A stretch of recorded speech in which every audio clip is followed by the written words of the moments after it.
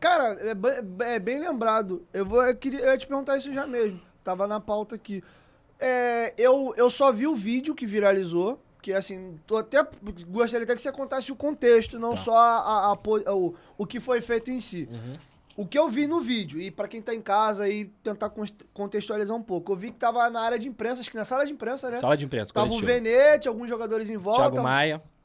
E aí o Diego Ribas entra e fala, aí, o homem das minhas verdades, das minhas palavras, alguma coisa Minhas assim. verdades. E eu percebi que ficou um climão de bosta. Não sei se a galera não entendeu, ou tipo assim, cara, pra que isso? Uhum. Enfim, o que aconteceu de fato? O Venez pronunciou sobre ou não? Cara, ele falou no programa, né? O que acontece? Só explicando pra galera aqui. Em 2021, se eu não me engano, 2020 ou 21, se eu não me engano, 2021. O Venez fez uma matéria falando sobre a Panela 85, que era os jogadores que nasceram em 1985. Nesse caso, Diego Alves, Diego Ribas, se eu não me engano, Willian Arão, Felipe Luiz e mais alguém. E ele falou que existia essa panela dentro do Flamengo, que isso tornava o clima meio insustentável, que isso fazia as pessoas... Tipo assim, o clima dentro do Flamengo era ruim.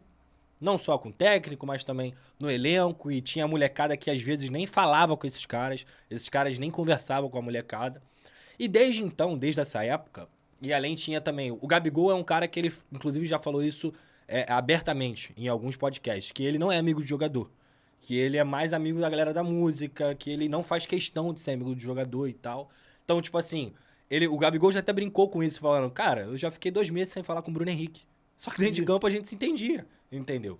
Então, tipo assim, uma das coisas que eu sempre falo é sobre jornalismo no geral. Principalmente porque eu só posso falar por mim e pelo Venê eu posso falar também, porque é um cara que eu conheço há muito tempo. Eu trabalhei com o Venê 3 anos do lado dele. E assim, a gente não inventa, Dieguinho. A gente não inventa, irmão. As pessoas podem ficar putas com a forma como a gente conduz aquilo ali, as pessoas podem ficar putas porque atinge realmente as pessoas, mas a gente não inventa. E uma das coisas que eu sempre falo para as pessoas vocês têm que valorizar o trabalho do jornalista. Porque se não fosse o jornalista, vocês não saberiam 50% do que acontece dentro do clube de futebol. 50%. Porque o clube se blinda e esse movimento dos clubes se blindarem tá cada vez mais acontecendo no sentido... Nota oficial. Amigo, nota oficial. De oficial não tem nada. Nota oficial, ela é feita exclusivamente para proteger clube. Ponto. Então, assim, quando a gente traz uma matéria dessa, como eu já trouxe também dentro do Vasco, exemplo qualquer, uma recente agora que eu trouxe. O Bruno Nazário conversou diretamente com o Zé Ricardo e foi muito franco com ele e falou assim, eu não quero mais jogar de ponta. Eu me sinto melhor jogando, prefiro ser reserva do Nenê Do que ficar me queimando como ponta. Porque não tem velocidade pra jogar de ponta. Simples. Que não é uma coisa ruim, não. As conversas têm que acontecer. Esse tipo de conversa, o torcedor nunca saberia. Só tô dando um exemplo qualquer, tá? Nunca saberia se não fosse a gente. Então, assim, eu só posso falar por mim. Nesse caso, eu posso falar pelo Venê. Irmão, a gente não inventa. Se a gente publicou alguma coisa, se a gente mostrou alguma coisa pra vocês, é porque aquilo ali aconteceu.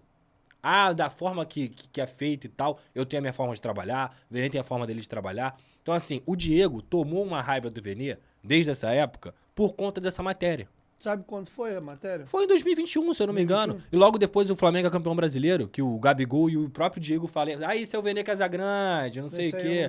Eles fazem numa live lá, eles falam, aí a Venê Casagrande, gente campeão, tal. Só que uma coisa não altera a outra.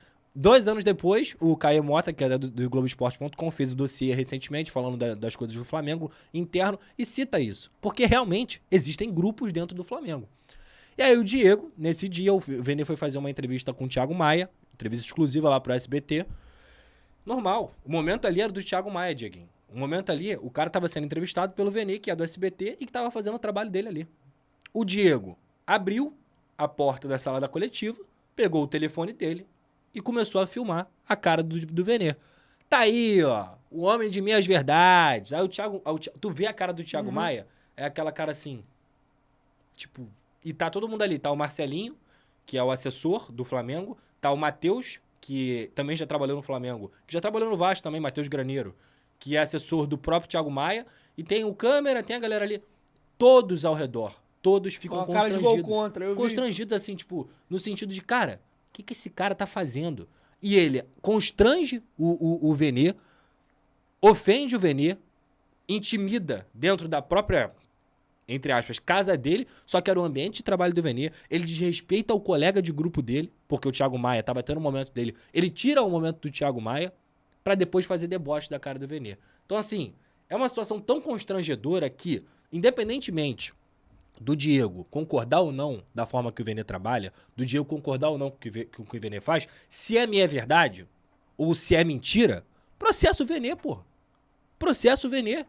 Porque por mais que a gente tenha a proteção do sigilo de fonte, etc., se você não concorda com o que o jornalista fala, meu amigo, se é mentira, se ele tá sendo calunioso com você, processa, pô. Agora, intimidar o cara, querer fazer o cara passar vergonha no momento que ele tá trabalhando, ali o Vene tava trabalhando, com o Thiago Maia ainda, você prejudica o colega de trabalho, é um completo absurdo. Desculpa, foi uma das maiores molecagens que eu já vi no futebol. Foi vergonhoso, assim, vergonhoso. Papelão do Diego, que é um jogador, tem 37 anos, se eu não me engano, pai de família, tem uma carreira maravilhosa dentro do futebol, não tinha a mínima necessidade dele fazer isso. A mínima. E o pior, é um cara que adora tá sempre posturado, adora tá sempre...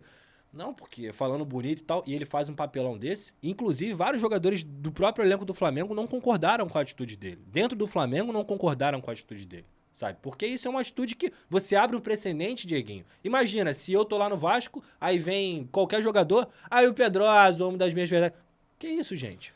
De uma certa forma, assim, o jogador atrás dele tem uma torcida. Lógico. Sendo que a própria torcida do Flamengo ficou contra ele. Não, ainda que fosse o contrário, ele constrange o profissional, ele joga o profissional pra torcida. Uhum. Ele joga, vamos supor que a torcida comprasse o barulho. Aquele cara ali, ele começa a passar alguns perrengues pra trabalhar em dia de jogo. Lógico. E às vezes até internamente ele Irmão, fica malquisto. Futebol, Dieguinho, a gente tá falando de um esporte, meu parceiro, que as pessoas que na semana retrasada, a torcida lá do time que o Flamengo jogou contra, o cara tava jogando sinalizador, pegou no rosto de uma criança. Futebol, no próprio Flamengo aconteceu há pouco tempo, tinha uma pessoa pulando em cima do carro do Thiago Maia, quebrando o carro do Thiago Maia, entendeu? E tantos outros episódios que a gente pode citar aqui. A partir do momento que você abre esse precedente de um jogador de futebol, camisa 10 do clube que tem mais torcida no Brasil, botar o celular na cara de um jornalista e falar assim, é o homem de minhas verdades, você tá jogando 40 milhões de pessoas contra esse cara. Como é que esse cara vai trabalhar? E se vier um maluco desse aí, quiser cobrar o Vene e meter a porrada no Vene? Aí começa a virar o quê? Você perde liberdade de imprensa.